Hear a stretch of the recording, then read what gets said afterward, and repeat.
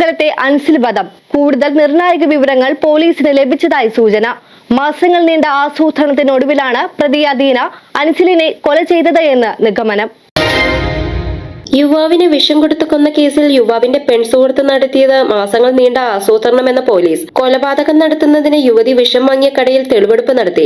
അൻസിലിന് വിഷം നൽകുന്നതിന് ഒരു മാസം മുമ്പ് തന്നെ കോതമംഗലം ചെറിയ പള്ളിത്താഴത്തുനിന്നുള്ള വളക്കടയിൽ നിന്നും യുവതി നേരിട്ടെത്തി കളനാശിനി വാങ്ങിയതിനുള്ള തെളിവുകൾ പോലീസിന് ലഭിച്ചു. തെളിവെടുപ്പിനിടെ കടയിലുള്ളവർ യുവതിയെ തിരിച്ചറിയുകയും ചെയ്തു. അൻസിലുമായുള്ള സാമ്പത്തിക തർക്കത്തിന് പരിഹാരമായില്ലെങ്കിൽ ഇയാളെ വകവരുത്താൻ യുവതി ഒരു മാസം മുമ്പ് തന്നെ പദ്ധതിയിട്ടിരുന്നുവെന്നാണ് പോലീസിന്റെ അനുമാനം. കസ്റ്റഡി കാലാവധി അവസാനിക്കുന്നതിന് മുമ്പ് തന്നെ സംഭവം നടന്ന വീട്ടിലെ CCTV DVR കണ്ടെത്തുന്നതും അന്വേഷണ സംഘത്തിന്റെ മുന്നിലുണ്ട്. കൊലപാതകം നടന്ന വീട്ടിലെത്തിച്ച് തെളിവെടുപ്പ് നടത്തുന്നതിനോടൊപ്പം അൻസിലിന്റെ ബന്ധുക്കളുടെ മൊഴിയും യുവതിക്കൊപ്പം വരുത്തി ചോദ്യം ചെയ്യലും നടത്താനാണ് അന്വേഷണ സംഘത്തിന്റെ നീക്കം. യുവതിയുടെ വീട്ടിൽ ഫോറൻസിക് വിദഗ്ധരെത്തി തെളിവെടുപ്പ് നടത്തി.